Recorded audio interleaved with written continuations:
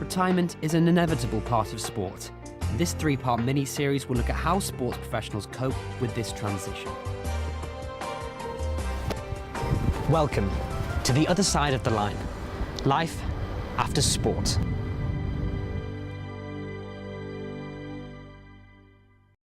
Retirement is an ongoing process with no clearly defined endpoint, and is one that often requires support. Rugby's quite a funny sport in terms of remuneration. The average Super League salary is 74 grand, so although it is a fantastic salary, it's probably not enough that can sustain the lifestyle that they lead post-retirement. So it's really important that we prepare players for that. Rugby league's also a brutal game. They're all just one injury away from the career being over. So it's really important that we do help the players to prepare for that. I think it gives the players peace of mind as well, due to the nature of the game and injuries that occur on regular occasions, that they've got something lined up.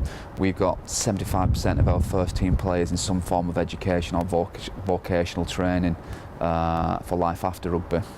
And what support is out there currently for retiring and retired professionals? So I think there's a lot of support for current players.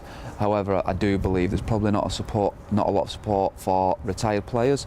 Now, at our club we have a past players association, but in terms of being really active with mental health support for retired players, I don't think there's a lot in that regard. The Players Association, we provide tickets and hospitality for games, but in terms of actually a pastoral support, I think there's a shortage in the game for retired players.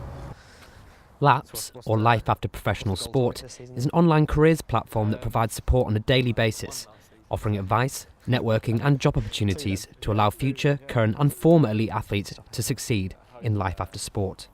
So we're not just a job board, a standard job board.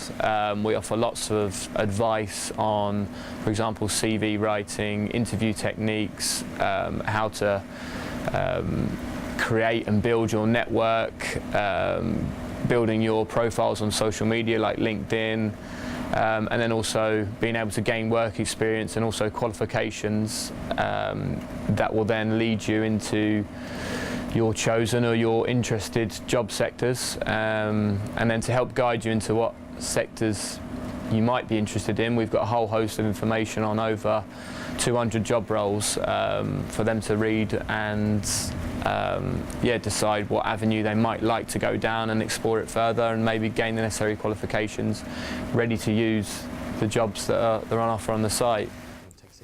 But what can sport, as an industry, do to improve its support to retiring and retired professionals?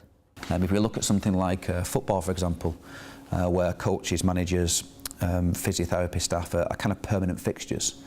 Sports psychologists across the board are kind of, yes, there are a couple of clubs that have them integrated within the system, but there's still quite a lot of clubs that either don't have any access or use psychologists on an ad hoc basis. There's still this tendency to be quite reactive rather than being proactive. So I think one area that the sports industry could improve on for mental health is actually making sports psychologists permanent fixtures, fully integrated into organisations, so that we can try and, I guess, become more aware of some of these mental health conditions in our athletes. It is being increasingly recognised that retirement can be a great weight on the shoulders of elite athletes. With greater awareness comes greater support, helping ensure that retirement is a positive experience for sports professionals.